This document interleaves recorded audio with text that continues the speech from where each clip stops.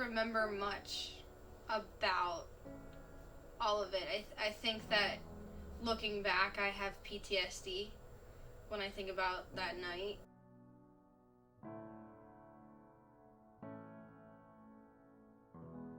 I think the most frustrating thing about losing the house is having to explain it to everybody and then laughing. We'll be in our store and customers come in and they go, "How's the house? Oh man, I can't believe the cat. That's so hilarious. The cat caused..." If it was a fire, would people laugh at you because your house burned down? I remember joking with the Uber driver saying, I hope the house isn't broken into, because we just had this really bad feeling the entire time that we were gone. The driver waited for us as we were walking into the gate, and he was like, "How's it look?" And we didn't open the door yet, so it looked fine. There was no intrusion, nothing. So he drove off, and we walked in. It sounded like a waterfall. None of the lights worked, so we were in darkness and just heard the most insane, loud splash noise. So my thought process, run upstairs and see if the lights work, see what's going on. And I turned the light switch on in the living room, and all I just saw was like the ceiling had fallen and there was water everywhere. I could just hear Frankie screaming, and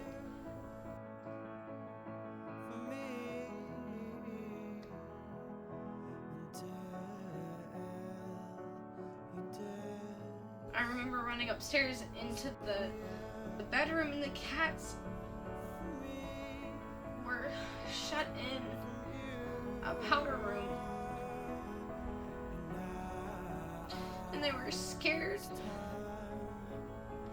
And Frankie, before we left, there was a plug that was plugged into the wall, and it was on the floor, and we made the driver stop before we had left so he could run up, and he pulled it. But if he wouldn't have pulled it, they would be dead, and we would have nothing to show for losing everything, because it would have literally have been everything. I need a second.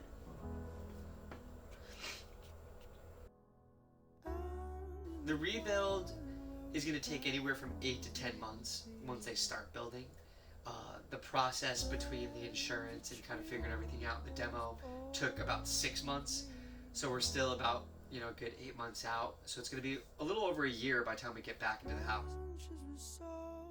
One thing that a lot of people don't know about me, I'm a very high stress person. I think there's some positive that come from that, because it's enabled me in my life to really kind of push and be work focused or get things done and never waste any time. But at the same time, I've never learned how to relax. I've never been on a vacation. I've never just kind of enjoyed my life. I've just stressed. That's something I want to fix. I want to learn. I want to learn to enjoy life as much as possible. When Paige and I first met, we always kind of talked about these adventures.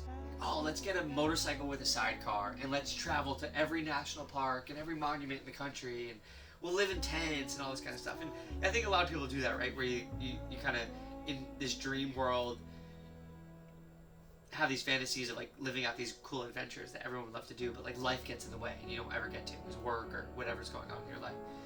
So this is one of those things we had talked about, buying an RV and living in it and just traveling. And I thought in my head that it was maybe one of those kind of cool ideas that we never actually get to do.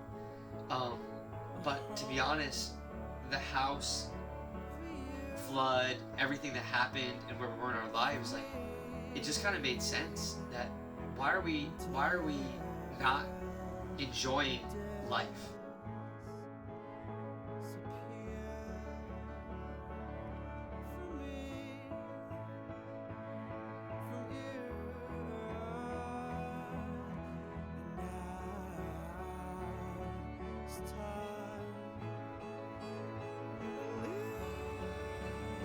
we love the cats. I mean, even though they've kind of put us in a very tough situation with our house, I feel like they've also opened this door up to have this adventure.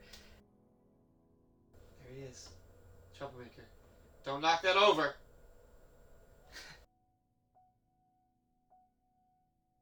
I'm very fortunate to where I can do what I want, but I've never done that.